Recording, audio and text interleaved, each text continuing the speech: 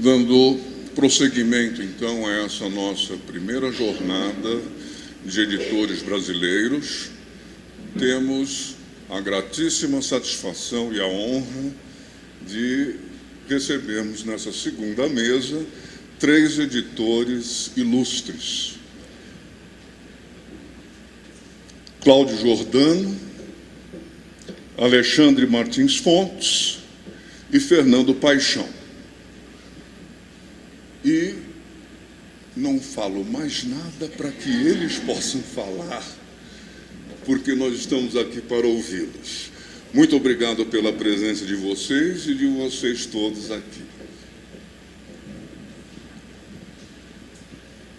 Para mim é uma honra estar aqui para dar um recado, começando a corrigir o elogio feito pelo apresentador, que, na verdade, eu sou um diletante na área editorial. E isso não falo com falsa modéstia, que seria idiotice, mas porque realmente eu nunca me preparei nem procurei acrescentar conhecimentos na área para merecer o título de editor. Eu me qualifico como um fazedor de livros e é resultado de circunstâncias. Para tornar mais fácil essa minha afirmação, eu tentarei cronologicamente mostrar o que foi essa aventura editorial. Na década de 80, eu publiquei um boletim chamado Nanico, que tem a ver com o meu tamanho, obviamente, e cujo propósito não era inovar nada no campo editorial. É porque eu tinha já naquela época, uma convicção de que não se lia ou lia-se mal. Eu falei, bom, deixa eu ver se eu preparo alguma coisa que eu acho que contribua para que no meio em que eu estou vivendo se estimule um pouco mais a leitura. Então fiz esse boletim que eram 12 páginas, ou 14 ou 16, algo assim, em que tinham uma seleção de textos que se propunham despertar o interesse pela leitura. Foi impresso tipograficamente por um grupo de ex-funcionários da Abril, porque nessa altura eu estava trabalhando na Abril, que tinham recebido de presente da empresa as máquinas tipográficas, né? Então esse boletim saiu em tipografia e procurei fazer assinaturas, que não deu certo, então, no fim distribuí esses 10 números, perdão. E aí foi a primeira decepção quando, entre aqueles que eu tinha arrebanhado como possíveis leitores ou assinantes, né, perguntei o que tinham achado, né? Um deles, isso me marcou, falou, eu estou lendo. Quando ele me falou que estava lendo um boletim de 12 páginas, eu percebi que a coisa não estava funcionando. Bom, passaram-se os anos, a tecnologia inventou o Macintosh. E eu fui um dos primeiros a comprar o Macintosh. E foi o que me levou a virar um fazedor de livros, porque o Macintosh, como todos sabem, depois o Windows, né, acabou facilitando todo o trabalho de editoração. Não precisava saber compor nada, era só usar uma ferramenta e você tinha praticamente um texto editorado. Em 88, preparando a minha aposentadoria, eu acabei indo trabalhar na livraria Correia do Lago. Para quem não conhece, a livraria Correia do Lago, que durou uns 10 anos, de cujo dono hoje é um grande editor, era mais um alfarrabista do que um sebista, porque tinha um acervo notável. E nesses 2 anos eu vi um mundo que eu não conhecia, tanto a respeito da nossa cultura, da nossa riqueza de textos e de produção literária, como da produção universal, porque o Pedro tinha herdado em consignação bibliotecas notáveis, ou seja, ele não precisou comprar, ele tinha esses livros à disposição para os quais ele prestaria conta na medida que vendesse. Bom, esses 2 anos que eu passei ali me criaram uma ilusão de que eu poderia fazer alguma coisa no sentido de apresentar, no sentido de trazer à tona obras do passado que tinham caído do bonde, ou seja, saiu uma primeira edição e depois nem mal se sabia que existiam, né? E criei na saída, um pouco antes de sair daí da livraria, a ideia de fazer uma coleção chamada Memória, que era pegando pequenos textos ou pequenos autores esquecidos, textos esquecidos, e publicar pelo menos para um público voltado a uma busca de nossa herança cultural. Pensava que o Pedro Corrêa do Lago endossasse a minha ideia, mas, para minha ilusão, ele ficou mais bravo por eu sair da livraria do que preocupado com as ideias que eu tinha. Bom, atrevidamente, eu acabei abrindo a editora Giordano. Por um acaso, acabei recebendo apoio da editora Loyola, que encampou a minha ideia de iniciar essa coleção Memória, cujo propósito era trazer exatamente textos que não estavam disponíveis no nosso mercado, em edições discretas e de fácil aquisição para um público maior, né? Bom, a ideia talvez tenha sido boa, mas a prática não foi grande coisa, né?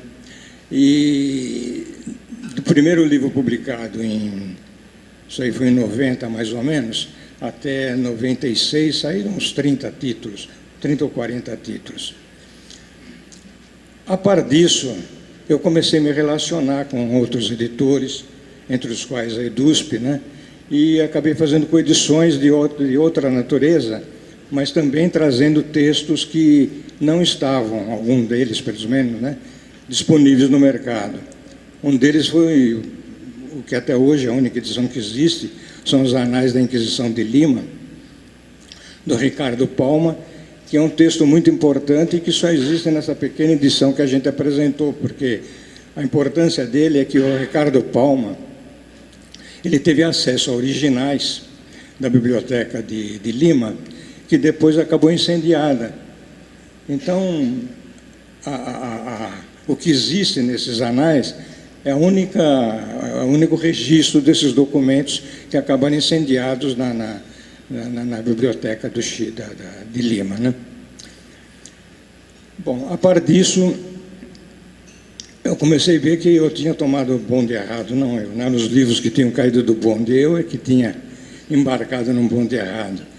Que ao invés de fazer as edições que eu vinha fazendo na coleção Memória, que acabavam sendo edições que não alcançavam o público, não tinham vendagem, não tinha distribuição suficiente, era mais fácil eu procurar resgatar as edições que já existiam do passado, em sebo, e enfim, fazendo alguma entidade que arrebanhasse esse material já existente e disponibilizasse para um público estudioso, né?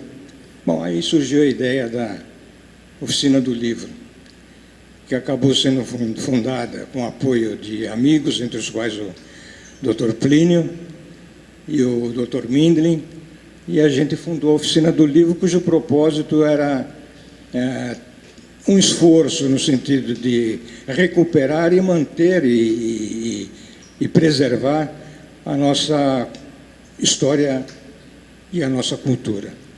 Bom, a coisa deu certo, durou 7 anos, fisicamente, porque a gente alugou uma casa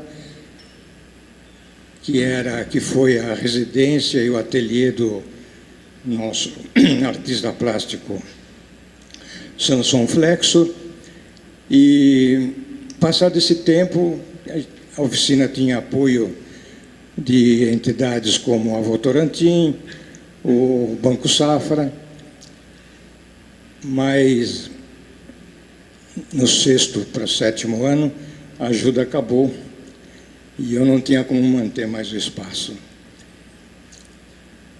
A essa altura, a oficina tinha um acervo de entre 20 e 30 mil itens, ou seja, livros, revistas, jornais e documentos.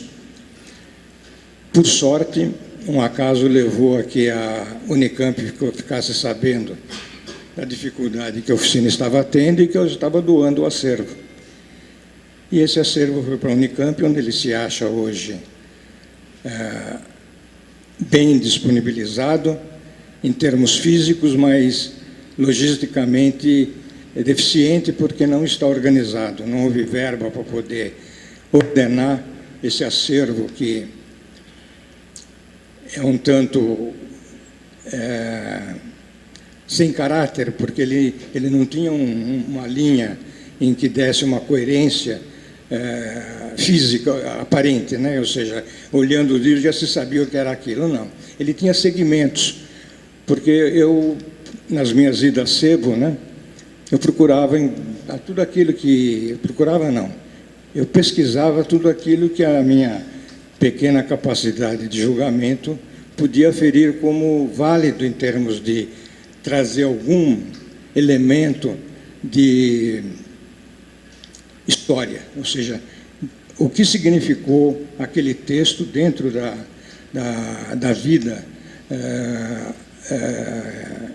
cultural do país, né? Porque todo livro que está no sebo esteve numa biblioteca, ou seja, foi lido por alguém. Ele teve uma razão de ser.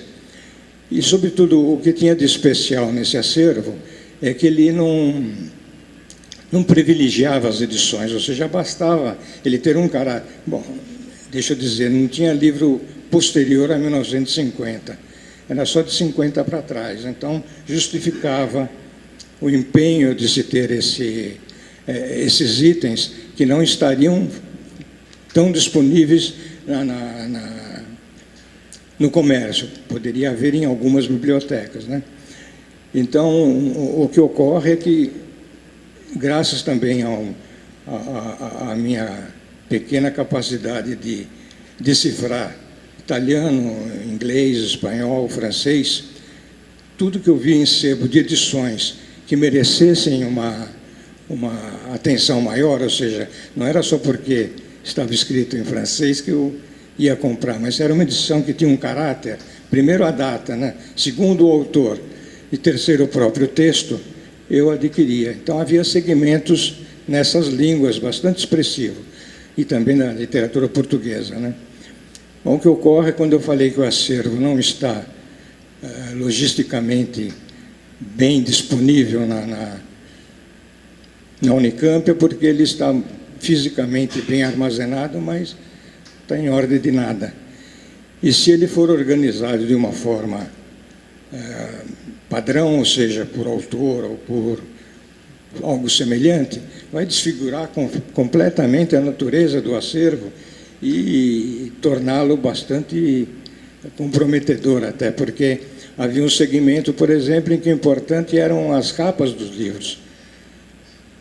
O Eugênio Hirsch, que foi um dos nossos inovadores na produção de capa, está representado lá com mais de 200 exemplares, e assim por diante. Há um segmento de obras publicadas por Lobato, que eu acredito que seja o melhor segmento sobre essa natureza, tem mais de 200 itens. Eles têm que ser mantidos por essa natureza e não pela ordem de autor que vai desmembrar todo esse conjunto. Bem, voltando ao que justificaria a minha presença aqui, quando eu fundei a oficina, eu descontinuei a editora Giordano e continuei produzindo edições. Na verdade, quase tudo que saiu, já um pouco antes, né? Aliás, já na origem da minha aventura editorial, e sobretudo nessa época, eram todas coedições, porque eu tinha capacidade de preparar a obra, mas não tinha capacidade de produzi-la graficamente. Então, eu procurava sempre um parceiro que se interessasse e achasse que justificava a edição, ele bancava a parte gráfica e eu recebia uma parte da edição. Na oficina aconteceu a mesma coisa, e as coedições que eu fiz foram com 3 ou 4 editoras universitárias, entre as quais a EDUSP, a própria Unicamp, a Unesp, a editora de Minas Gerais e algumas outras editoras normais, né? Como contribuição direta em termos de edição que mereçam alguma lembrança, eu acho que vale mencionar a edição que nós fizemos do Tirano Blanc, que é um exemplo marcante, um dos melhores exemplos de uma novela de cavalaria, por sinal, notavelmente mencionada pelo Cervantes no Dom Quixote, que, aliás, é o que dá importância, sobretudo, a essa obra. E fiz uma edição própria e uma segunda edição saiu pela Ateliê Editorial. E agora, recentemente, a gente publicou uma obra que é, para usar o termo bastante expressivo, é um ícone da tipografia, ou seja, é um incunábulo, ou seja, foi editado pela primeira vez em 1499 por um dos maiores tipógrafos, né, da história da tipografia, que foi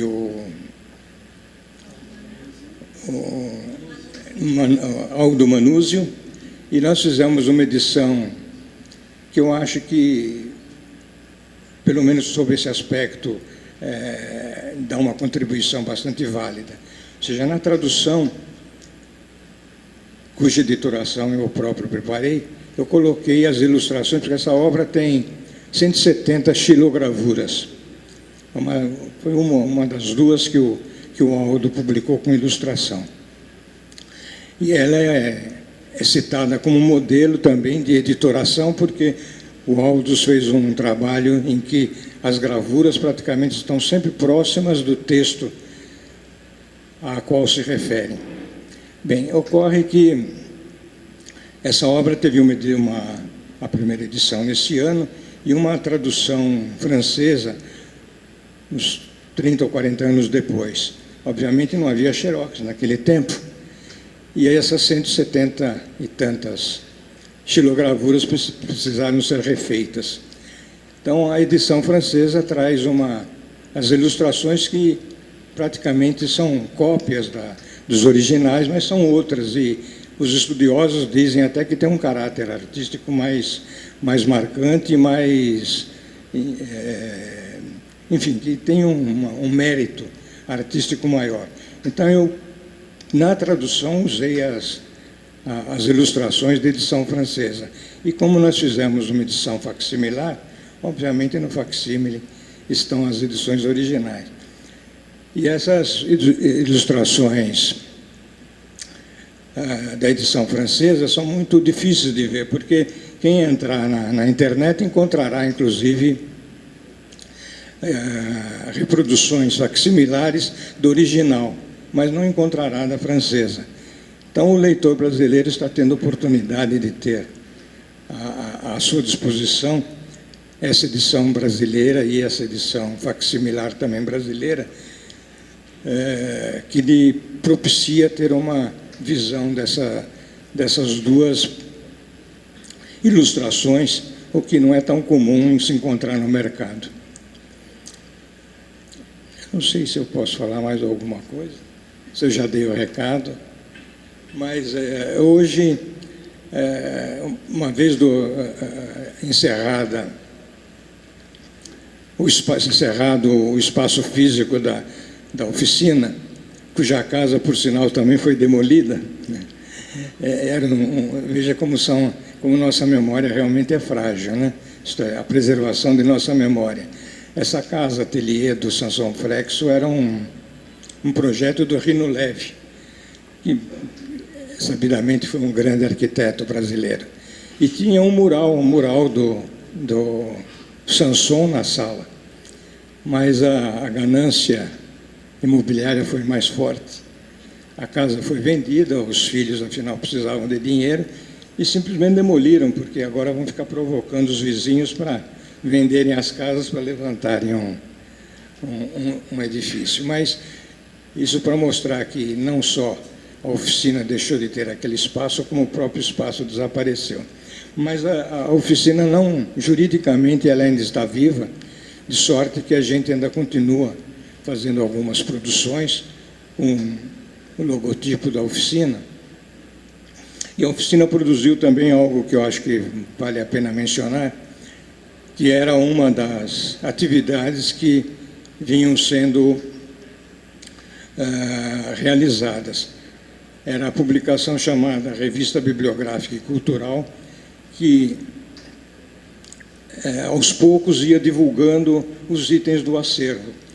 Mas mais do que um catálogo, a gente oferecia reproduções de capa, índice, prefácio e às vezes um próprio, quando não, o texto inteiro. Vale a pena mencionar, no primeiro número, nós tínhamos na oficina uns exemplares de... O termo vai me faltar agora. É famosa a Ceia dos Cardeais, uma pequena peça portuguesa e que foi muito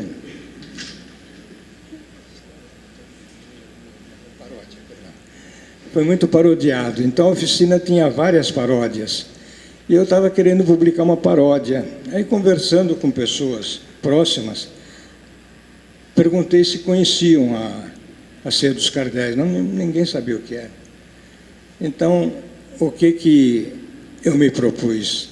Eu reproduzi nesse primeiro número da revista bibliográfica o texto da Ceia dos Cardeais e uma das palavras que eu falei há pouco, das paródias da ceia, né?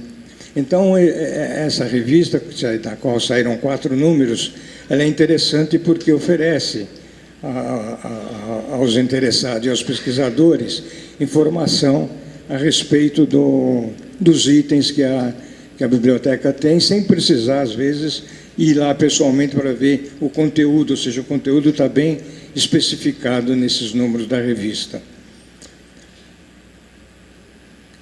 Bom, eles estão aqui mostrando justamente o exemplar do Sonho do Polifilo, que é essa obra que eu esqueci de dizer o nome, que nós editamos há coisa de 1 ano, e que saiu com aliás, eu não mencionei, e corrijo esse esquecimento, a oficina teve um apoio muito grande e continua tendo da imprensa oficial.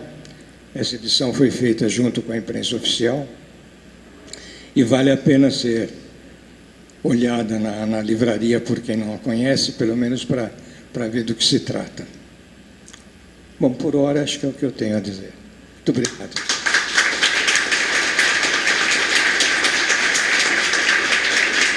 Muito obrigado, Cláudio Giordano. Com a palavra, o nosso editor, Alexandre Martins Fontes, a cujo pai eu devo o início da minha biblioteca.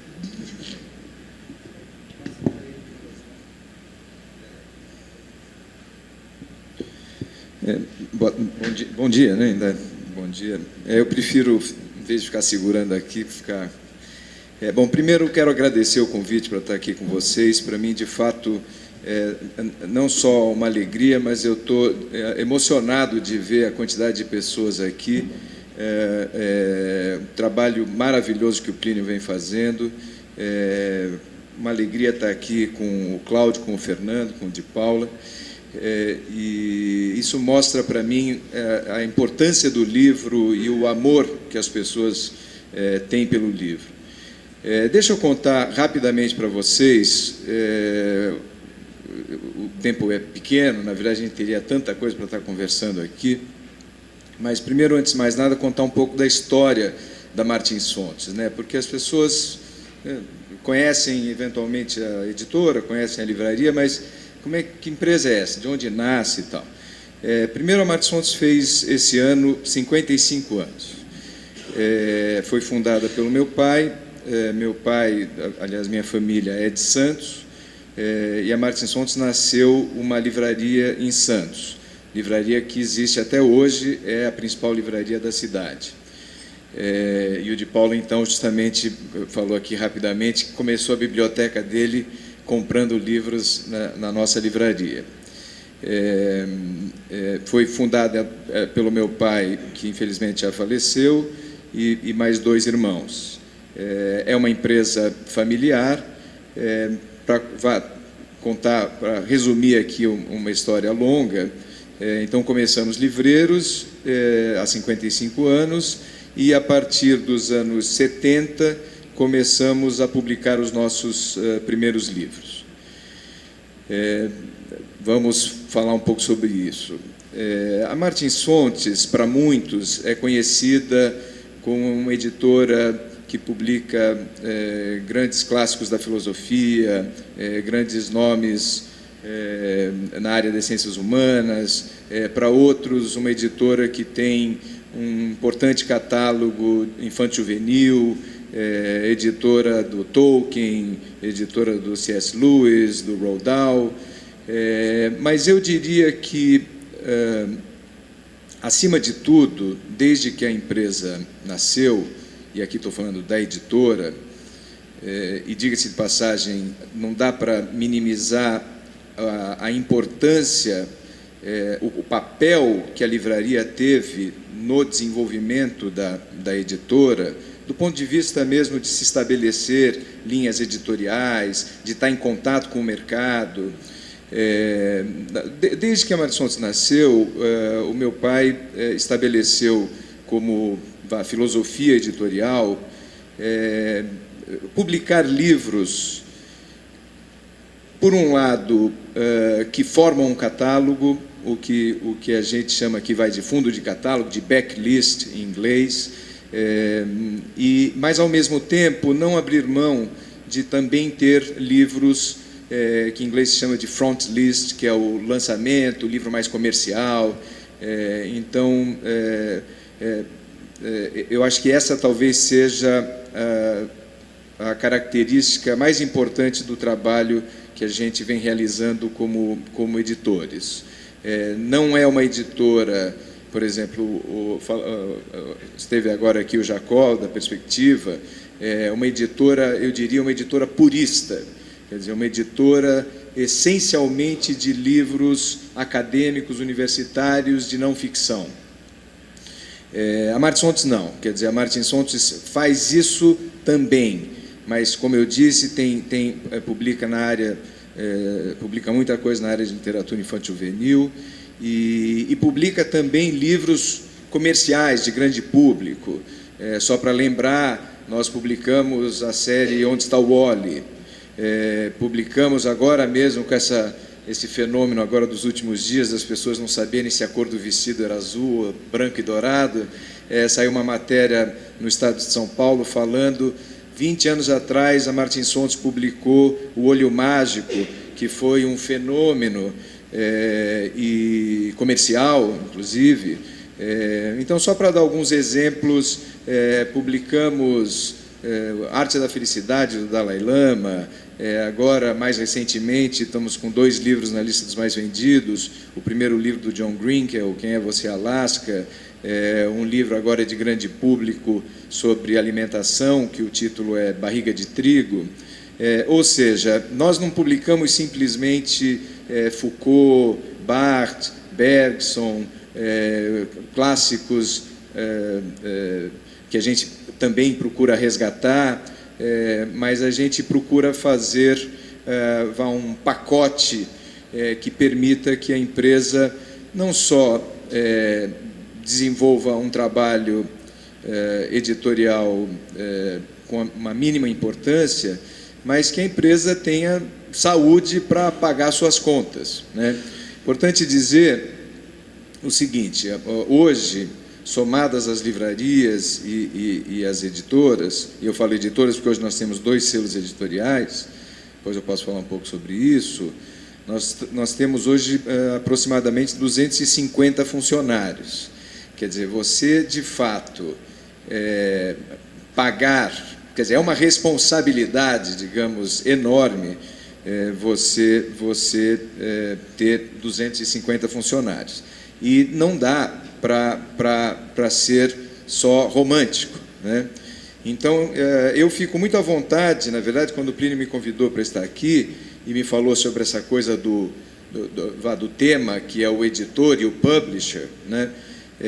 Eu fico, de fato, muito à vontade, porque me vejo vivendo isso todos os dias. Quer dizer, por um lado, estou à frente de uma empresa, como acabo de dizer, quer dizer, com 250 funcionários, uma empresa que, obviamente, no mínimo para pagar os salários dos funcionários, tem que gerar riqueza, que no mundo do livro não é uma coisa fácil nem simples.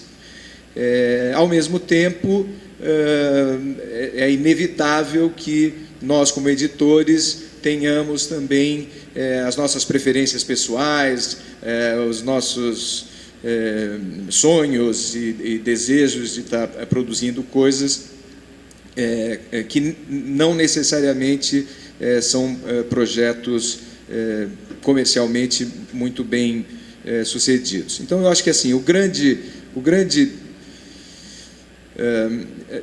conheço editoras, por exemplo, e vocês certamente, que publicam hoje basicamente livros de grande público, livros comerciais, livros que vão direto para a lista dos mais vendidos, e é só isso.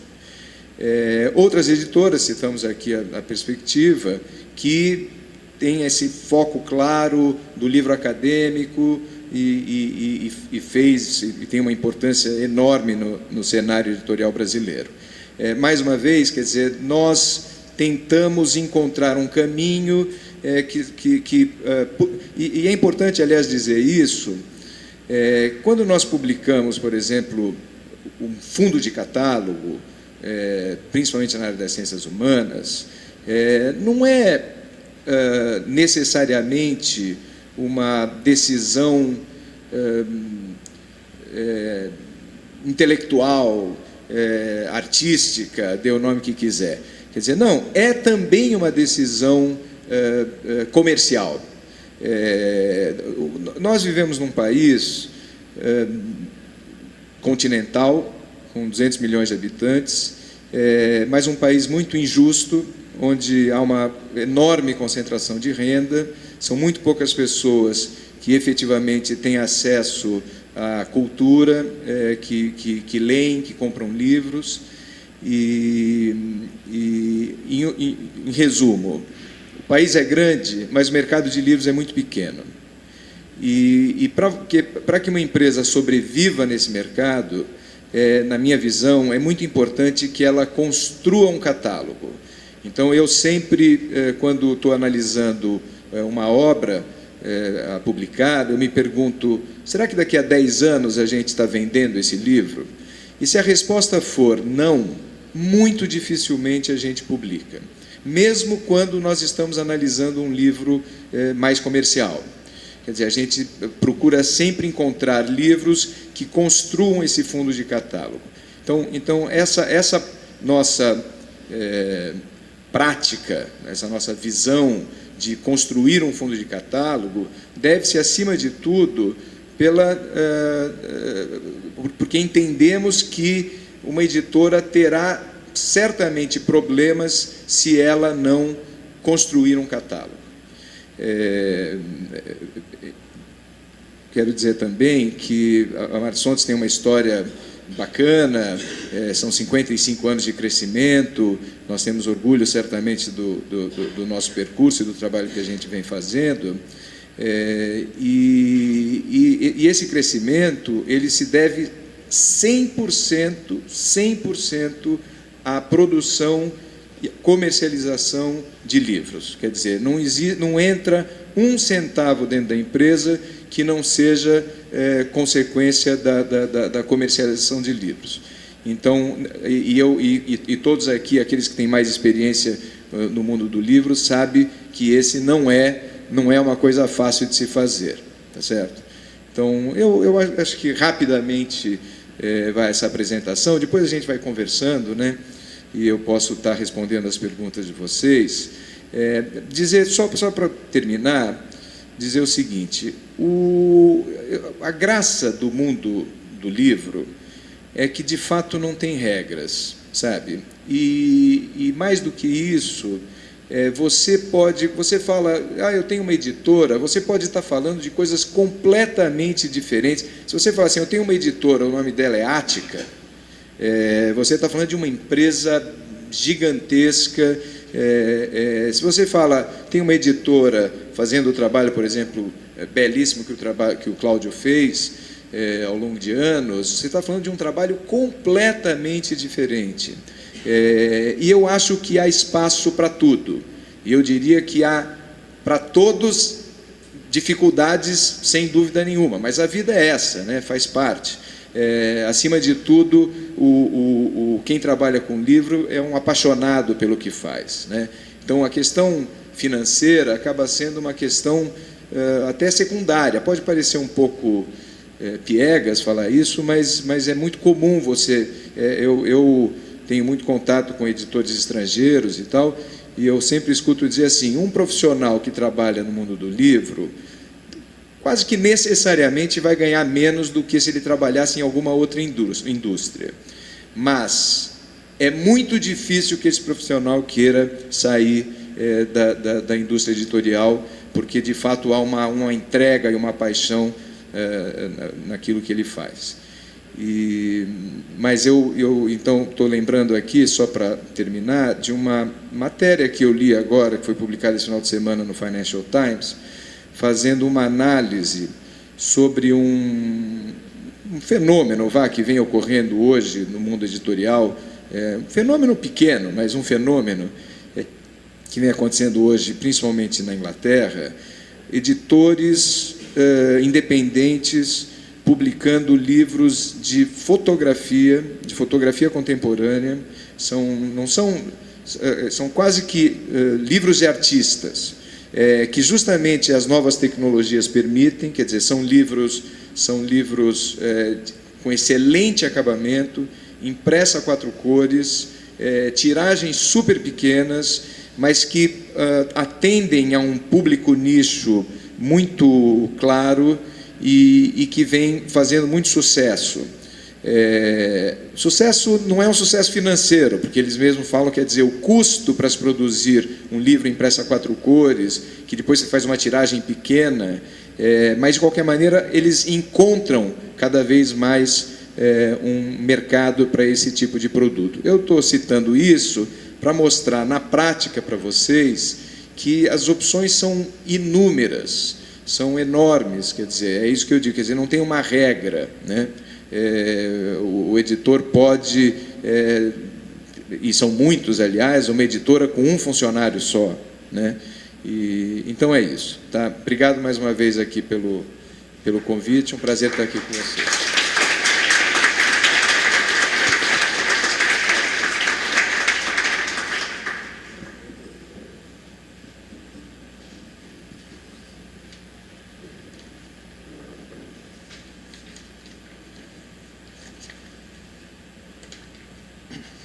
Bom, pessoal, bom dia, obrigado por vocês estarem aqui, obrigado pelo convite, ao Plínio, Marisa, o pessoal da editoração, que são sempre muito camaradas, que eu conheço de muito tempo. Prazer também estar aqui com o Giordano, que conheço desde antes dos tempos do Nanico, né? Colaborei no Nanico, lembro muito bem de vários dos seus passos.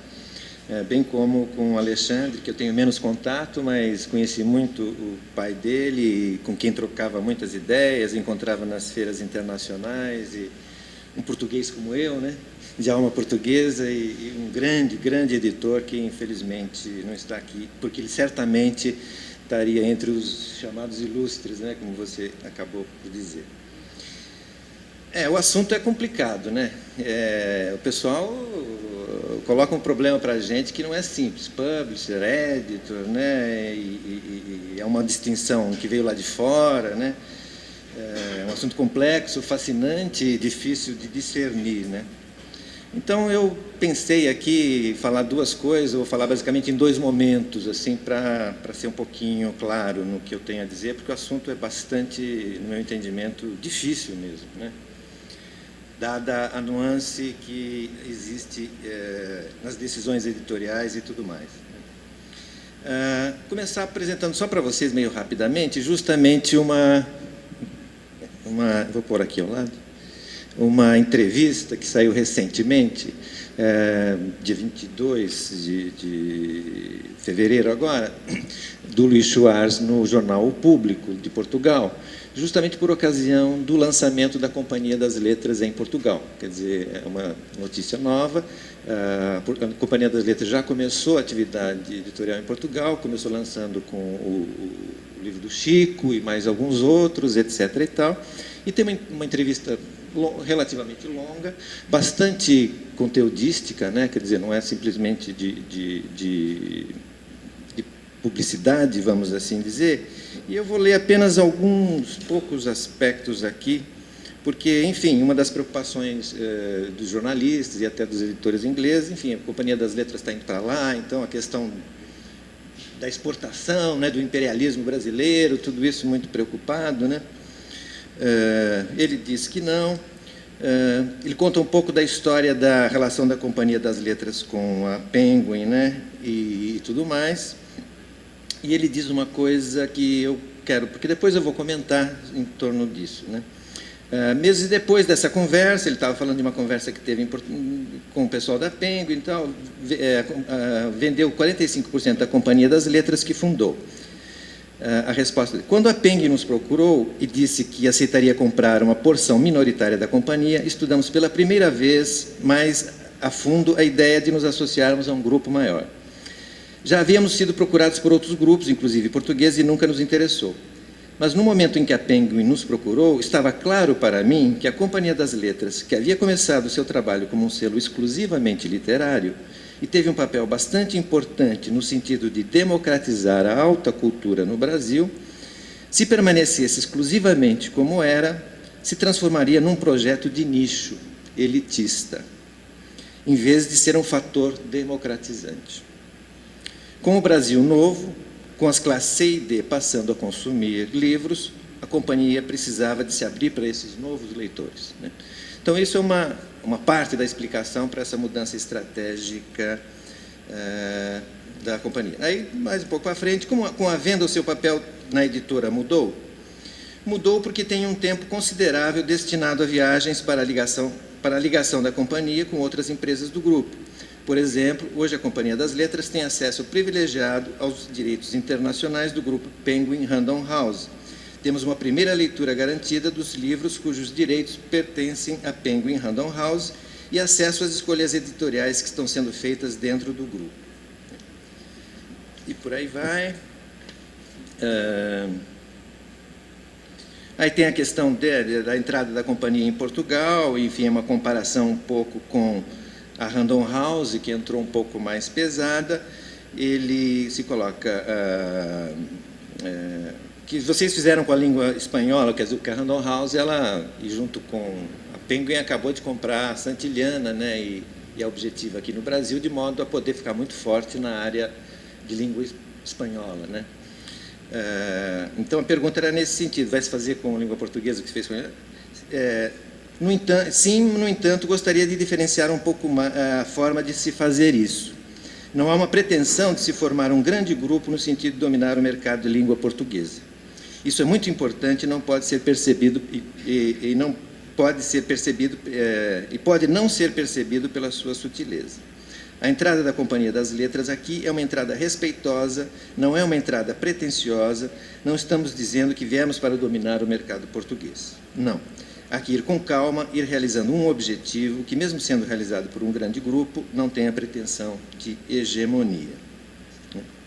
E, por fim, a questão, o último trecho, que é bastante interessante também, vê algum futuro para as editoras independentes, né? Porque antes ele disse que a relação da companhia com a Penguin é, de certa maneira, um pouco independente e local, na medida em que foi vendido 45%, e a gestão ela é local, etc. E tal, né? Vê algum futuro para as editoras independentes? A maior parte das editoras brasileiras não faz parte de um grupo internacional. A Companhia das Letras é uma exceção. Também não há no Brasil o predomínio da gestão internacional. Mesmo na Companhia das Letras, a gestão é local. Temos a maioria e, se não a tivéssemos, teríamos a gestão que é local. Por isso, de qualquer forma, considero a companhia uma editora independente. Agora você pode perguntar qual será o futuro das pequenas editoras? E qual é? Pergunta o repórter. A resposta é bastante, porque vou desenvolver depois, né? Acho que é importante prestar atenção aqui. E qual é, né, a situação das pequenas editoras? Talvez hoje ele seja mais difícil, né, no sentido de que há um problema para as editoras exclusivamente literárias. A literatura em tradução, ou a literatura estrangeira, mesmo que não em tradução, pegando o exemplo da literatura brasileira em Portugal, ela é comercialmente muito difícil. Antigamente, quando a companhia começou, um livro que considerávamos um fracasso vendia 2.500 exemplares. Hoje, um fracasso no Brasil pode representar 400 a 500 exemplares. Como é possível gerir empresas que vendem tão pouco? Essas empresas podem continuar sem uma mirada comercial paralela, com outros selos, como nós fizemos. As editoras mais bem-sucedidas no Brasil, fora a Companhia e a Record, mais tradicionais, são editoras com uma sextante e a intrínseca, com uma aposta quase exclusivamente comercial. Por isso, há um desafio muito difícil para o editor literário pequeno.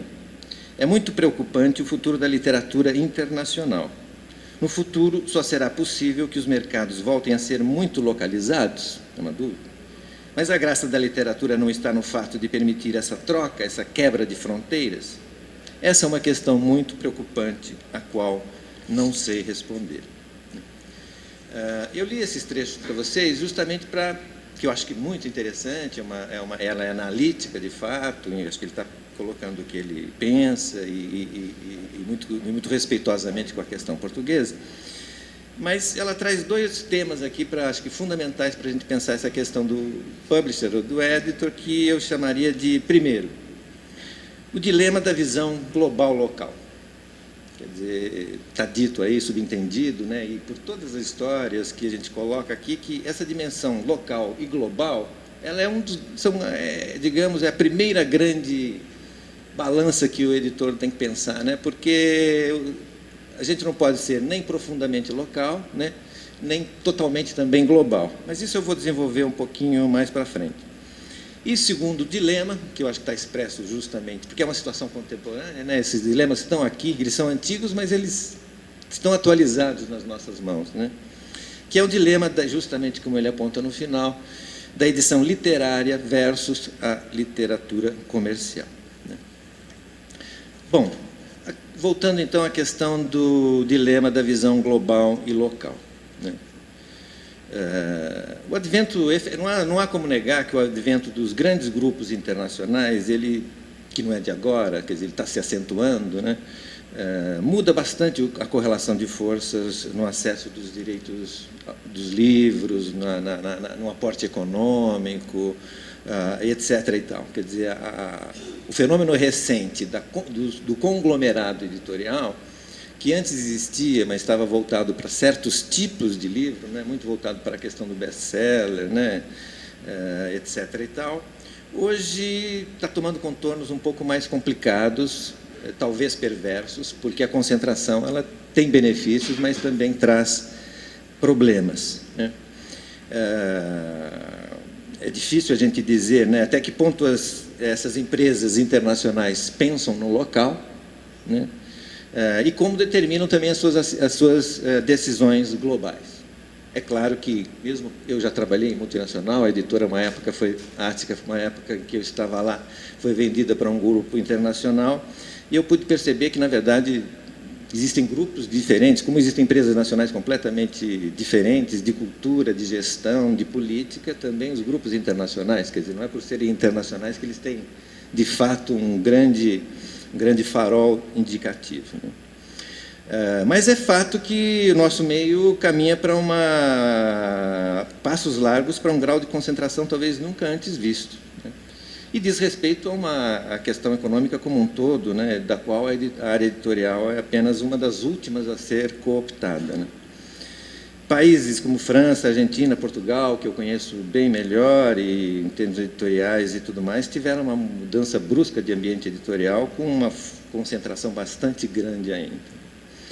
Sobre esse assunto, inclusive, eu gosto muito e recomendo até quem tem esse interesse, esse livro da Martine Posper, Edition L'Envers du Décor, né, a edição, o avesso do cenário, né, ela faz um retrato, é um livro de 2009, né, ela é uma pessoa da prática editorial, quer dizer, ela não é uma teórica, não é uma acadêmica, é uma pessoa que trabalhou muitos anos, foi diretora editorial da Flammarion e faz parte de um grupo de trabalho editorial do governo francês, e ela traz informações bastante contundentes nesse sentido, né? Não só Europa, né? Principalmente Europa, que é o que ela está preocupada, né? E ela aponta assim, fortemente duas questões, né? Primeiro é a financiarização da edição, né? Todos nós sabemos e vimos a passagem do... Hoje não é mais a questão do publisher ou do editor, a gente sabe que é muito bem a do editor e a do gerente financeiro. Enfim, né? A grande contenda, ela acaba acontecendo aí, né? E tudo isso no sentido mesmo da direção que apontada lá pelo André Cifrin, né, naquele livro Edition sans éditeur, né, edição sem editores, que na verdade é um pouco o dilema que se vive hoje na Europa e que talvez a gente comece a viver aqui também no Brasil. A Martine, ela aponta alguns números, os dados dela terminam em 2009, que são curiosos, né? Só para citar alguns. O mundo editorial europeu ocupa 123 mil pessoas, mobiliza 22 bilhões de euros, 620 mil novidades por ano, de um total de 4 milhões de livros disponíveis, quer dizer, incluindo as reedições e tudo mais, né? No entanto, 80% do mercado editorial europeu está concentrado em 5 países: Alemanha e Reino Unido, que são disparados os melhores, acompanhados de França, Itália e Espanha. Se a gente for olhar Alemanha e Reino Unido, acontece uma questão bastante interessante, que a Alemanha é o mercado mais diversificado e provavelmente é o maior da Europa, com cerca de 1.800 editores ativos, e 65% dos editores respondem por 71% das vendas. Notem, é uma proporção bastante democrática. Quer dizer, 65% dos editores respondem por 71% das vendas locais, né? Até porque na Alemanha a maior parte dos editores são empresas familiares, etc. e tal, que agora já começam também a ser incorporados. É um movimento internacional e inevitável. Na Inglaterra, por sua vez, é um mercado editorial bastante concentrado, em que 5 grupos dominam 53% das vendas. Mas o seu mercado é tão grande que comporta ainda cerca de 2.300 editoras, sendo que 90 delas com faturamento acima de 7 milhões de euros. Quer dizer, ainda apesar da alta concentração, sendo um mercado bastante grande, consegue ter uma vitalidade bastante expressiva. E também não podemos esquecer que a Inglaterra tem um mercado de língua inglesa. A Espanha, por sua vez, se contasse só com o seu próprio território, seria, do ponto de vista editorial, talvez como tão fraco quanto Portugal. O que a salva, efetivamente, é o mundo de língua hispânica, porque a Espanha também tem, como nós, baixos índices de leitura, né? Exemplo disso é a estratégia toda do Grupo Prisa, né, do El País, Santillana, que montou a Alfaguara e, de certa maneira, tem uma presença forte na língua espanhola, e por isso mesmo é que atraiu o interesse da Penguin e foi adquirido há muito pouco tempo, né? A questão da concentração também se dá dando hoje, a gente está vendo na questão dos direitos autorais, né? Recentemente, a gente teve a notícia da associação da agência Carmen Balcells, que é a maior agência de expressão de língua espanhola, não apenas, mas fundamentalmente de língua espanhola, com a agência norte-americana André Wiley, que, enfim, vai fazer juntando a André Wiley com a Carmen. André Wiley tem uma agência própria. Ele criou uma outra empresa para fazer uma colaboração, uma joint venture com a Carmen Balcells, né? Ora, isso terá certamente muito fortes consequências na questão global e local, né? Porque, afinal de contas, a tendência é que os detentores dos direitos autorais fiquem concentrados e a compra também fique concentrada. Quer dizer, a Penguin Random House certamente vai comprar certos livros para publicar em 10 línguas, em 20 países e assim por diante. E esse direito autoral, obviamente, não vai estar disponível para Martins Fontes, etc. e tal, porque não faz parte desse grupo e assim por diante.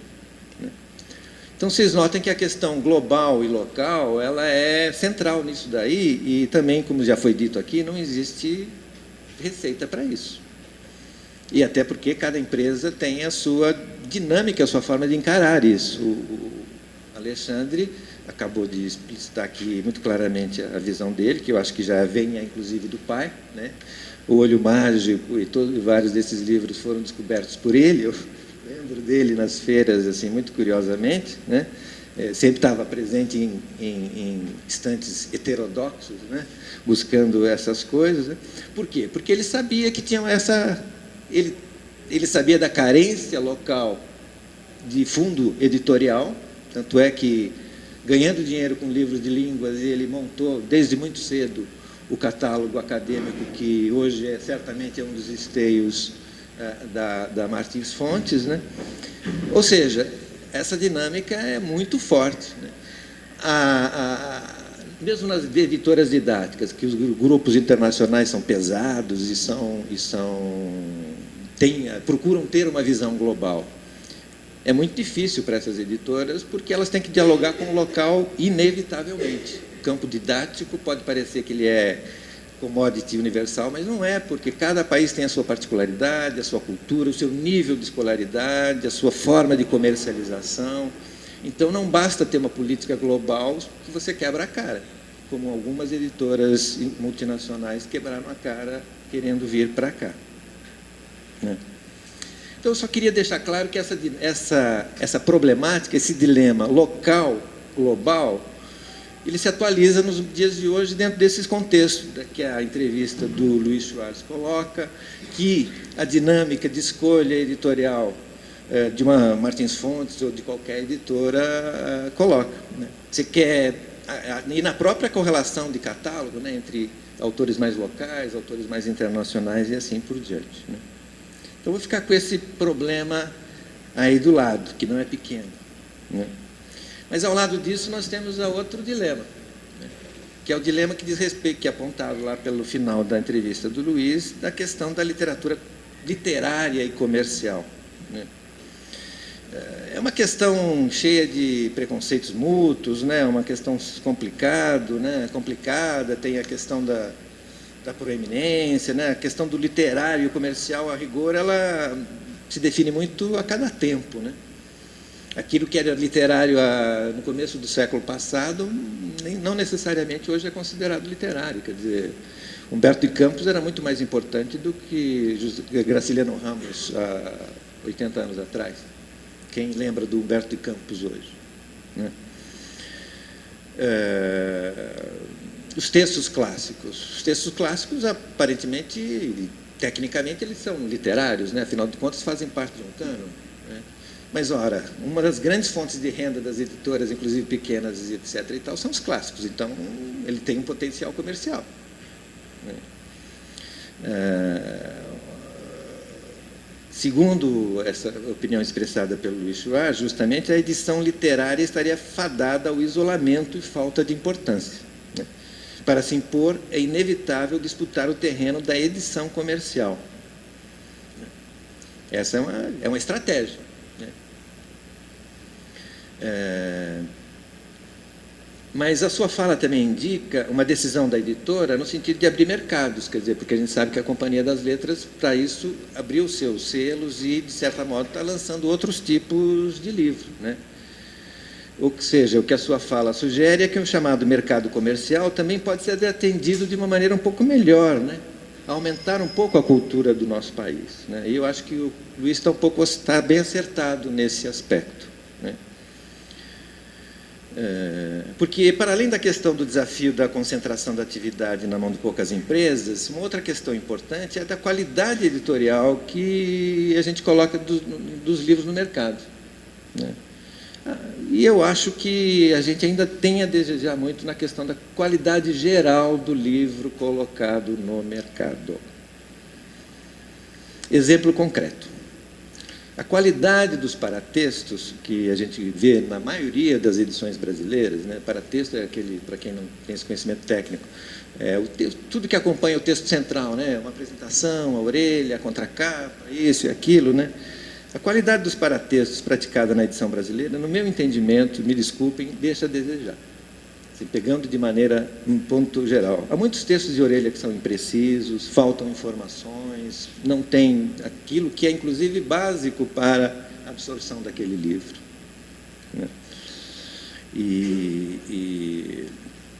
Então, isso mostra, na verdade, que a questão, às vezes, a gente tenta pensar categorias, desculpe, eu já de Paula Semi, guilhotina, eu vou só desenvolver um pouquinho mais.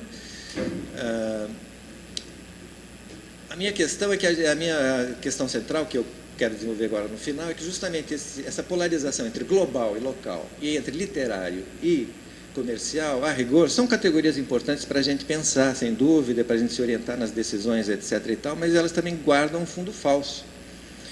Porque, como eu disse, certas literaturas literárias se tornam comerciais e vice-versa também, às vezes isso acontece, né? O Tolkien, por exemplo, começou por ser comercial e hoje é literário, né?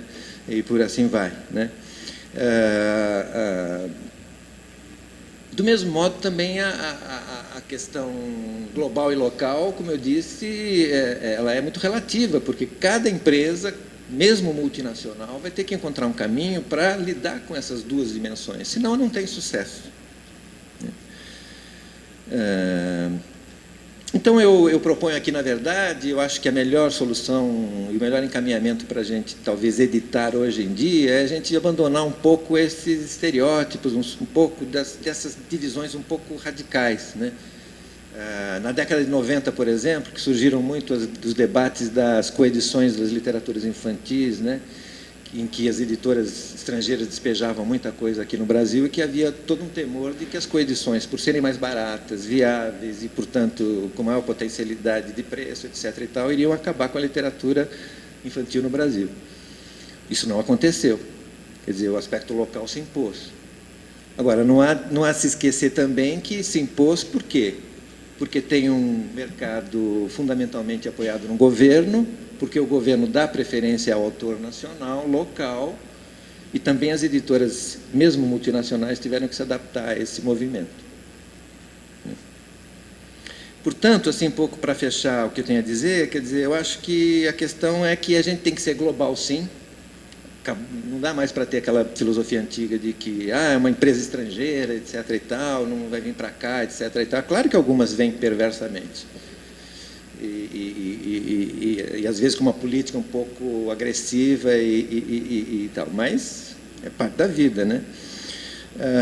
Tem que ser local, mesmo essas empresas, eu acho que algumas delas aprenderam, a Planeta mesmo acho que já aprendeu isso de maneira bastante efetiva, porque já não é de hoje que ela tenta se expandir bastante, e por vezes dá certo, por vezes não dá certo, e no meu entendimento isso tem muito a ver com o mix local que ele consegue produzir, né? Essa dialética entre os produtos que eles querem trazer de fora para cá ou produtos, ou toda uma prática comercial, de divulgação, etc. e tal, que eles têm que tornar local.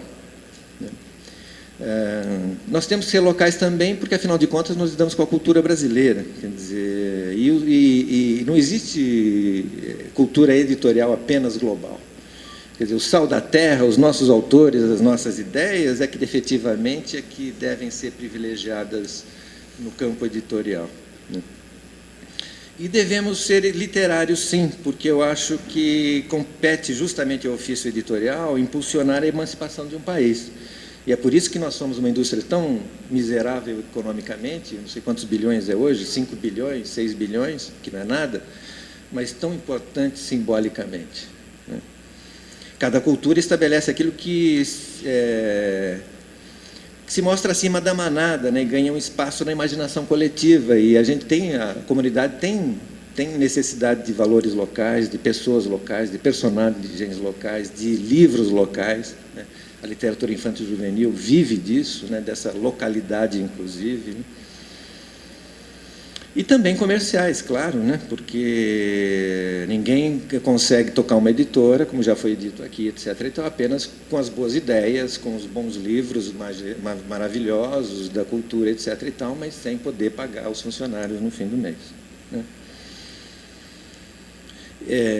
Então, eu acho que esse contexto todo ele altera bastante, para terminar, o velho dilema, ou a velha contraposição que nos motiva aqui a estar aqui hoje, justamente do publisher e do editor, porque esse contexto transformado do global e do local, da mistura do literário com o comercial, quer dizer, mostra que nós estamos num momento muito especial, muito com fatores, com uma equação desses fatores muito próprio, muito único, vamos assim dizer, né? Eu acho que a gente tem que abandonar um pouco esses maniqueísmos, mas para justamente poder congraçar esses fatores todos. A gente tem que ser global, local, literário e comercial ao mesmo tempo. Quem apostar apenas exclusivamente numa dessas vertentes, eu acho que pode estar perdendo a parada.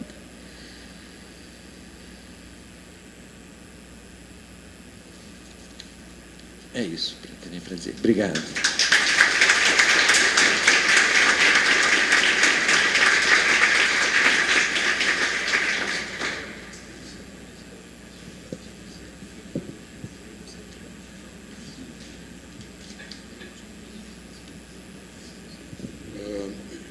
Antes de passar a palavra à plateia para as perguntas, eu passo ao Alexandre para fazer algumas observações motivadas pela fala do Fernando. Primeiro dizer que eu falei menos que os outros, então eu tenho direito a falar 2 vezes. Não, o Fernando, de fato, tocou numa série de questões aí super importantes, mas a gente vai começar a conversar, mas eu quero dizer para vocês que, acima de tudo, eu sou um otimista e talvez romântico, mas eu, mesmo vendo esses números que o Fernando mostrou, particularmente os números na Inglaterra e na Alemanha, a conclusão que eu chego ali, voltando àquilo que eu havia dito, é que, sim, há espaço para as editoras pequenas. O Luiz não sabia como responder, eu estou respondendo aqui por ele. É fácil? Não, não é fácil, mas, sim, há espaço para isso. Deixa eu contar para vocês, aliás, eu diria assim, depois vou contar uma outra história, mas eu acredito, sou otimista, porque eu acredito no trabalho criativo, na inteligência e na competência das pessoas e das empresas. Vocês, hoje à tarde, vão ter outros painéis aqui, mas eu recomendo muito que vocês vejam o que a Rejane Dias, da Autêntica, terá para contar para vocês, porque a Autêntica, para mim, é um exemplo recente de uma editora pequena, até pouco tempo atrás, baseada em Belo Horizonte e que vem cada vez mais ocupando um espaço importante dentro do cenário livreiro e editorial. E isso, na minha visão, só acontece por conta de competência e criatividade. E eu acho que toda empresa que tiver isso, certamente ela vai encontrar o seu caminho, seja ele qual for. Mas a história que eu queria contar é o seguinte: vocês então sabem que nós somos livreiros, nós temos hoje uma livraria ali na Avenida Paulista, e eu sempre digo o seguinte, quer dizer, a concorrência não é pequena. Quer dizer, nós temos a Livraria Cultura ali no Conjunto Nacional.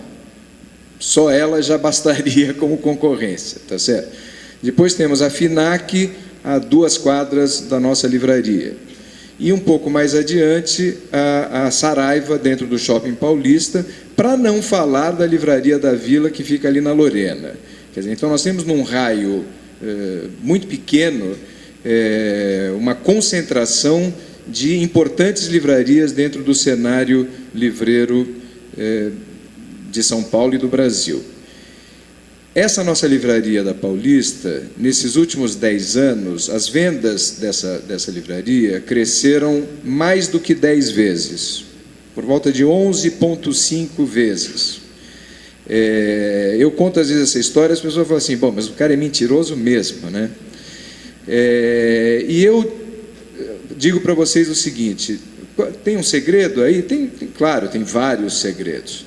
Mas eu diria que o segredo mais importante para colocar aqui para vocês é o fato de que nós estamos, nesses últimos 10 anos, apostando justamente nas editoras independentes, no fundo de catálogo, naqueles livros que você não encontra nas outras livrarias. E é incrível, na verdade, porque o nosso cliente cada vez mais reconhece esse trabalho e se frustra com o que vê nas outras livrarias, quer dizer, encontrando só best-sellers e lançamentos e livros comerciais e tal. Então, isso aqui para mostrar que existe, sim, um mercado para o livro independente. Eu acredito, mais uma vez, na capacidade e na falta aqui de um melhor exemplo. Eu pensei assim, se nós fôssemos aqui querendo, digamos, fabricar pneu, dificilmente a gente ia conseguir, de uma maneira independente, brigar com os grandes que dominam o mercado, tá certo? O mercado aí sim é dominado por 2, 3 empresas e acabou o assunto, não venha se meter nisso. Com livro, não. Quer dizer, essa, de fato, mais uma vez, é a graça do livro. Quer dizer, você vai sim ter espaço para a pequena editora, você vai ter espaço para o editor que trabalha sozinho. O Fernando coloca uma série de questões importantes, mas elas são importantes pensando nas grandes empresas, nos grandes grupos. Uma Companhia das Letras, que é uma editora extraordinária, eu sou absolutamente fã da trajetória e do trabalho da companhia e do Luiz. Hoje é certamente uma editora grande. Não é por acaso que hoje tem como sócios uma Penguin e uma Random House. As questões que eles vivem são questões que certamente o editor independente não vive. O editor independente, por outro lado, sendo criativo e sabendo o que ele está fazendo, ele vai encontrar o seu mercado, não tenho a menor dúvida disso.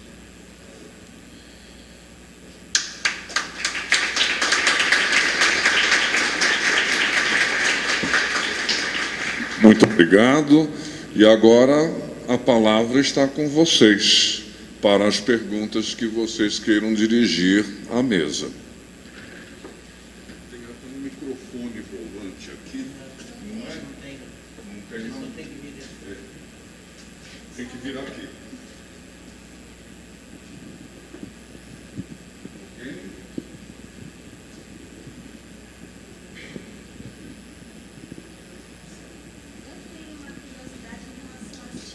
Não precisa contar todas, mas como eu sou historiadora, eu conheço, é claro, uma parte do catálogo da Martins Fontes, e vocês trabalham com várias linhas, não é? Então, qual é a tiragem média de um livro de humanidades, esse fundo de catálogo, esses clássicos, em relação às obras mais populares, digamos assim?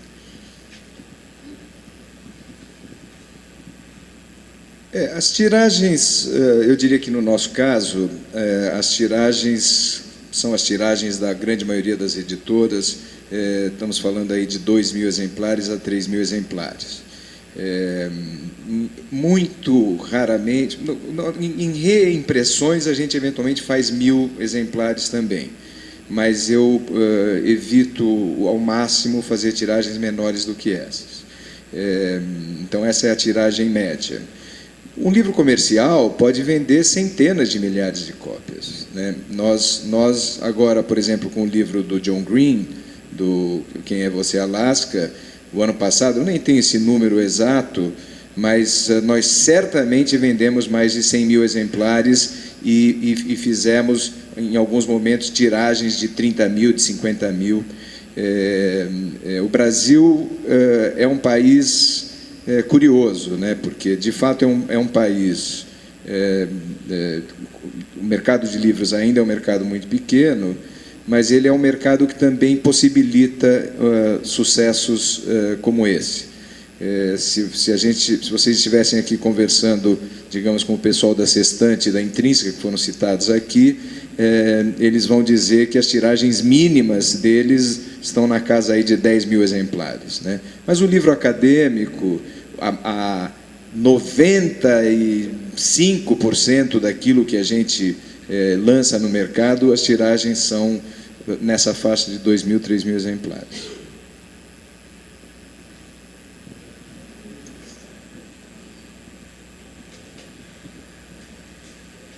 Eu gostaria de saber o papel do publisher numa livraria, porque você citou, não são todos os editores que têm uma livraria também na mão. Queria entender esse papel no acervo da livraria. De fato, nós temos uma situação hoje muito especial. Eu praticamente não consigo pensar em outra empresa no Brasil que seja editora e livraria. A Saraiva, certamente, é a mais importante. Mas a Saraiva é tão grande, na verdade, que são duas empresas quase distintas, né? No nosso caso, não. Quer dizer, de fato, eu estou à frente da administração da editora e da livraria. Veja, mais uma vez, a aposta que nós temos feito em relação à nossa livraria é essa que eu falei agora aqui para vocês há pouco, quer dizer, que é apostar num acervo especial. Nós temos nessa livraria da Paulista mais de 100 mil títulos para pronta entrega, dentro da livraria. Só para aqueles que não têm muito conhecimento sobre o mercado editorial, uma livraria como a La Selva, para começar com a La Selva, que fica dentro dos aeroportos, trabalha com 3 mil títulos dentro da livraria. Uma livraria como a FINAC estabelece, isso são números do passado, provavelmente hoje são menores, 30 mil títulos. Quer dizer, nós temos mais de 100 mil títulos para pronta entrega, desde livros infantis até livros na área de tecnologia, ciência e tal. Livros, aliás, nacionais e livros importados. Nós importamos dos Estados Unidos, da Inglaterra, da Alemanha, da França, da Itália, da Espanha e de Portugal. São 7 países. Eu fico muito feliz, ainda ontem tive uma reunião com um editor americano e estávamos falando sobre isso. Eu fico muito feliz de ver, por exemplo, as livrarias independentes nos Estados Unidos crescendo, voltando a ter uma importância, porque eu, inclusive, morei em Nova York nos anos 80 e vi ali de perto a Barnes & Noble praticamente monopolizando o mercado livreiro e acabando com as livrarias independentes. Hoje, a livraria independente nos Estados Unidos, mais uma vez, tem um papel cada vez mais importante. Eu estou pensando, por exemplo, numa livraria que eu gosto muito, que fica no Sorro, chama McNally Jackson.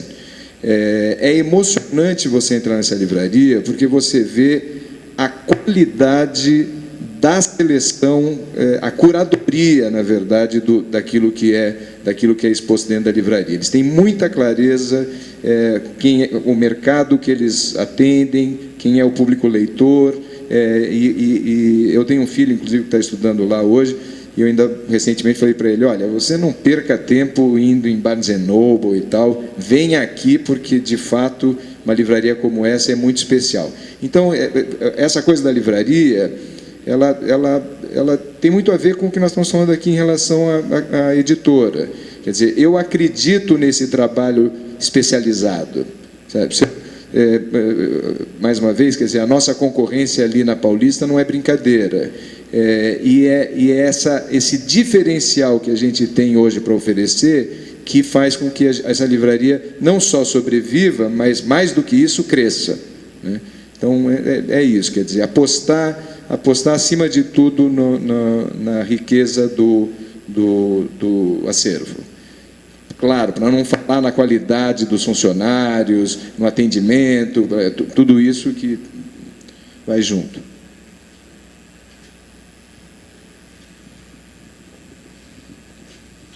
Bom dia, meu nome é Laura, eu sou professora também do curso de editoração. Melhorou? Tá.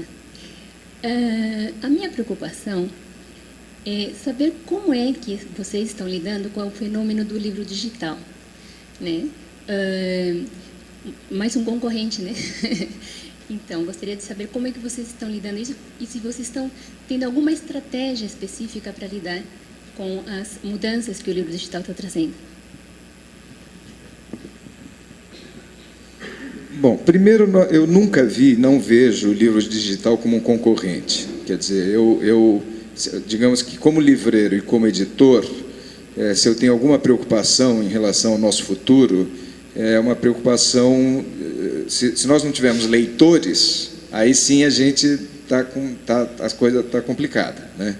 Mas se o leitor estiver lendo num livro impresso em papel ou se ele estiver lendo num livro digital, o papel do editor, na minha visão, continua o mesmo. Dito isso, eu fico feliz em ver que o livro digital vai, aos poucos, se mostrando menos concorrente, usando aí a tua expressão, do que a gente imaginava até pouco tempo atrás. Nessa mesma matéria que eu li agora no Financial Times, que eu citei para vocês, eles entrevistam alguns editores, então, que fazem livros, como eu falei, de fotografia, com tiragens pequenas e tal. Essas editoras nasceram, num primeiro momento, para publicar o livro digital. E eles logo perceberam que, na verdade, não funcionava, as pessoas não se interessavam em comprar, e justamente o artigo toca nesse assunto, quer dizer, o livro físico, de fato, não perdendo, mais do que não perdendo, quer dizer, conquistando terrenos importantes. Eu ia falar uma coisa aqui sobre o livro digital, mas eu acho isso, quer dizer, eu não vejo, mais uma vez, a questão do livro digital como um problema. Eu, pelo contrário, se eu fosse um editor, como surgiram alguns recentemente, cujo projeto é publicar só livro digital, aí sim eu estaria preocupado, porque no Brasil, por exemplo, em 2011, as vendas do livro digital no Brasil representavam de 2% a 3% do mercado. E tudo o que se falava era que no final de 2013 chegaria a 15%, 20%. Nós ainda estamos nos 2% a 3%.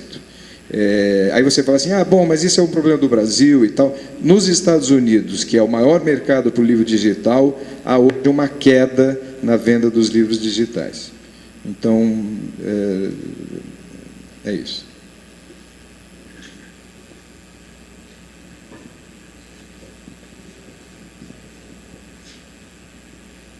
Olá, bom dia.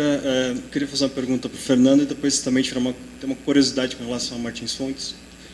Você acha, Fernando, dentro da sua explanação, seu foco principalmente ao retomar a fala do Schwartz era trabalhar com as grandes editoras, enfim, se tornando grandes corporações, fazendo parte de grupos internacionais.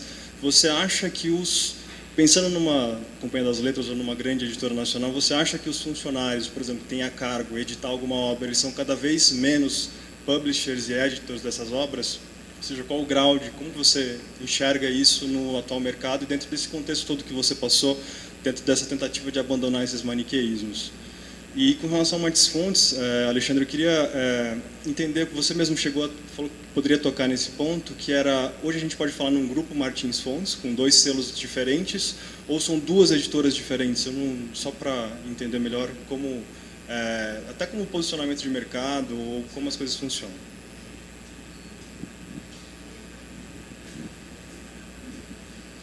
Bom, Tiago, muito obrigado pela pergunta. Eu acho que eu respondi um pouco na minha fala, na medida em que é difícil generalizar, né? Como eu disse, eu acho que não dá para afirmar os grupos internacionais e a sua prática assim ou assado, porque existem grupos muito mais sensíveis à questão local, outros não. O fato é que, vamos assim, perceber claramente, né? Um grupo internacional, ele tem um jogo, ele tem um tabuleiro na frente muito amplo, quer dizer, ele enxerga várias coisas ao mesmo tempo, né? E, obviamente, que ele quer trazer coisas para cá, quer dizer, essa sinergia internacional, digamos, é um dos diferenciais desses grupos, né? Por trazerem produtos já prontos, por diluírem os custos nas publicações dos diversos países, etc. e tal. Não dá pra... Então, existem empresas que, efetivamente, têm uma prática talvez um pouco mais coercitiva em relação ao local, né? A Planeta de coleções, por exemplo, ela traz o que a empresa lá de fora, ela importa, ela simplesmente comercializa aqui. Quer dizer, uma relação com o local muito, muito pontual. Agora, como eu citei também as editoras didáticas, ainda que possam ser internacionais e multinacionais, etc. e tal, e elas têm que necessariamente fazer uma adaptação ao local, porque o governo tem determinadas diretrizes, porque os autores têm que ser locais, o livro tem que ser construído aqui, né? Então, agora, eu acho que então tem esse outro lado também. Mas a questão toda e o problema está justamente quando está no meio, né? Quando a situação é do meio.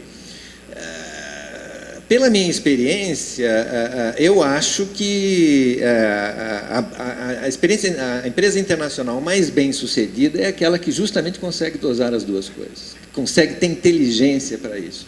Agora, isso depende muito do executivo, do manager que está lá fora, né? Quer dizer, o fato de você ter, mesmo na empresa internacional, às vezes interlocutores só financeiros, muda completamente a categoria do diálogo quando você conversa com editores, né? Tem empresas multinacionais que você conversa só com o financeiro. Então, esse projeto, quanto é que vai dar, quanto é que não vai dar e tal. Então, a tua decisão fica assim, restrita àqueles argumentos.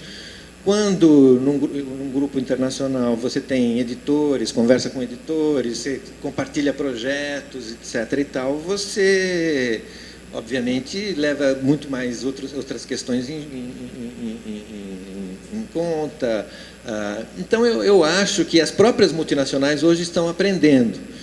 Na própria Portugal, por exemplo, é um exemplo disso, que várias empresas foram lá, e é um mercadinho pequeno, várias empresas foram lá, tentaram só empurrar e não conseguiram, então saíram, aí voltaram novamente, né? Brasil também, algumas vieram com uma perspectiva muito mais global, né, do que local, e depois mudaram.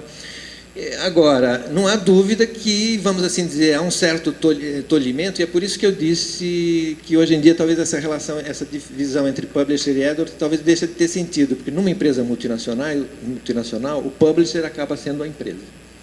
Ou aquele sujeito, aquele executivo que manda no editorial de 10 países e que ele está, né? E o local, a empresa local, acaba sendo, digamos, o editor. O editor é aquele que olha para o seu país, então esse livro vai ser publicado aqui, então vamos fazer com ele assim, vamos publicar 10 mil livros ou 5 mil, conforme o potencial que se enxerga aqui e ali. O que eu só queria reiterar é que, na verdade, essa equação que está por trás de muitas decisões editoriais é que ela muitas vezes é responsável pelo sucesso ou insucesso do livro, sendo que para isso, como já foi dito aqui, não há matemática nem receita.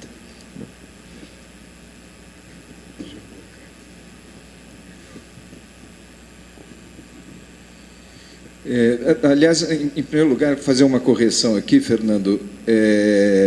O meu pai, apesar de ter tido, ao longo da sua vida profissional, uma grande relação com Portugal e com as editoras portuguesas, meu pai não era português, meu pai nasceu no Brasil e, mais do que isso, de família espanhola. Mas você sabe que, Fernando, essa confusão é super comum, super comum. Meu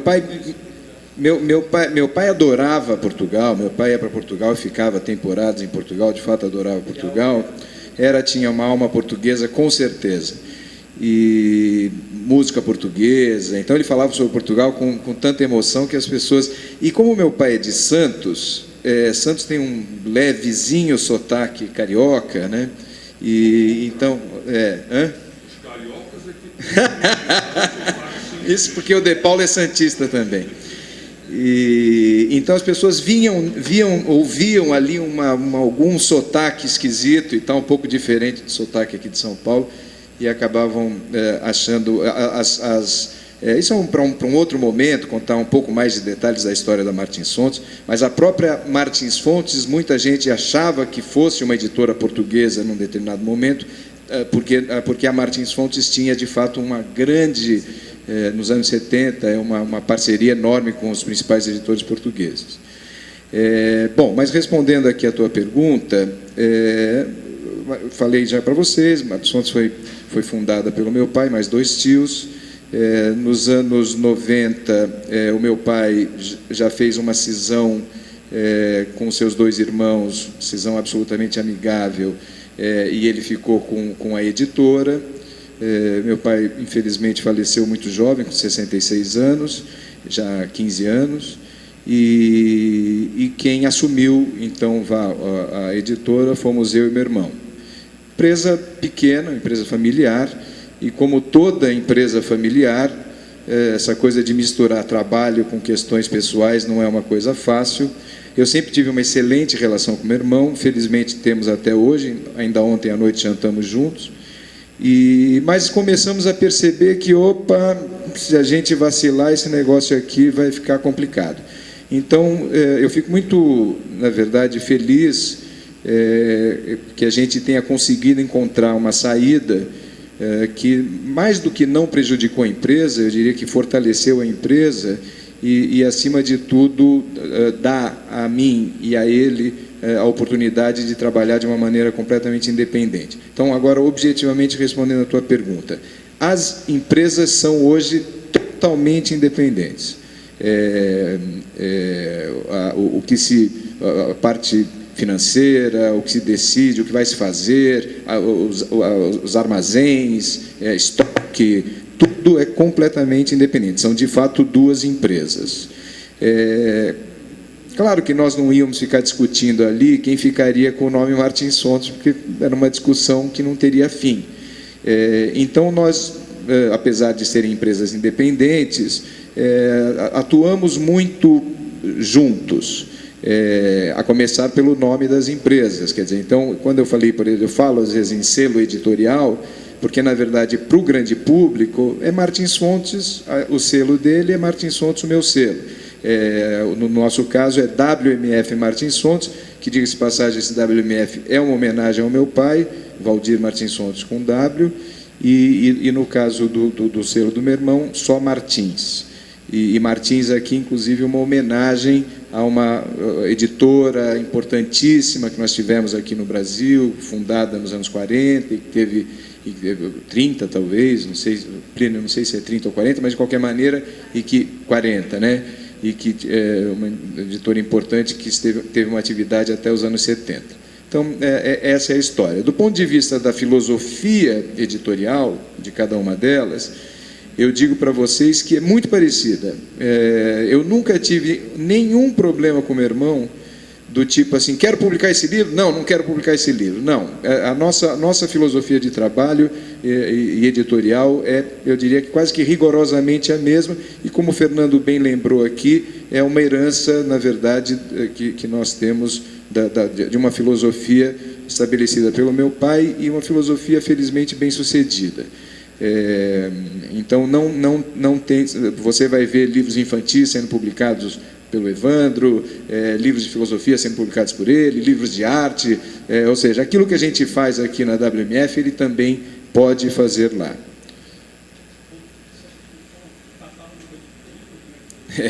O catálogo foi dividido. Essa história é uma história, obviamente, longa, tal, mas vou contar para vocês aqui a essência porque não é fácil, de fato, fazer o que nós fizemos, não é uma coisa muito simples. Nós tínhamos, essa cisão foi feita no final, a partir de janeiro de 2009, nós estávamos efetivamente com duas empresas distintas. A cisão ocorreu ao longo de 2008. Naquela altura, nós tínhamos 2.000 títulos no nosso catálogo.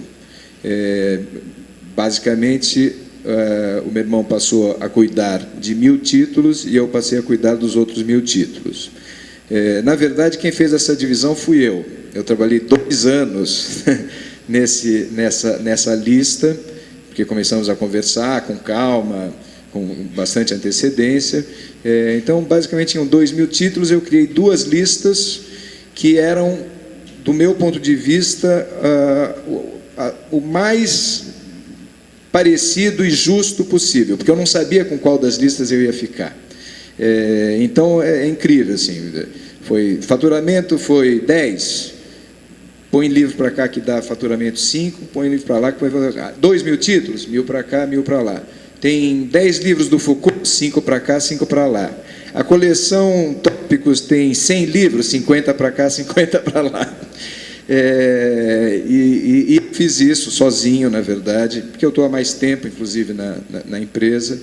E depois que terminei a lista, mostrei para o meu irmão, ele concordou, achou que estava bacana, mostrei para ele com detalhes tudo o que estava sendo feito.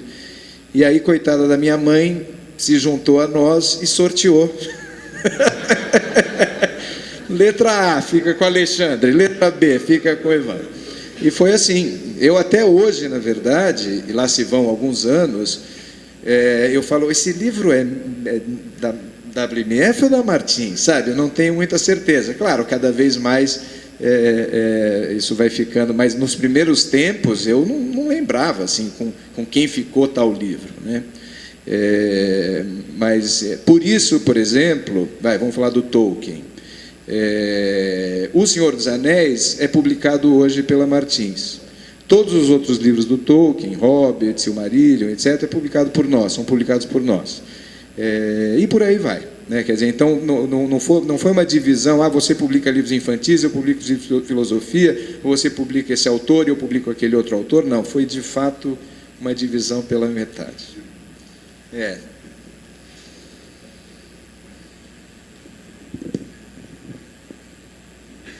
Bom, acho que está na hora da gente encerrar para o almoço, porque temos a continuação da nossa jornada na parte da tarde e ainda um terceiro turno no lançamento da revista Livro número 4, a partir das 19 horas, né? Então, quero agradecer mais uma vez muitíssimo a presença de Fernando Paixão, Alexandre Martins Fontes, Cláudio Giordano, que compartilharam conosco essas experiências tão ricas e que trazem uma contribuição da maior importância para o desenvolvimento cultural e espiritual dos valores simbólicos do nosso país. Muitíssimo obrigado.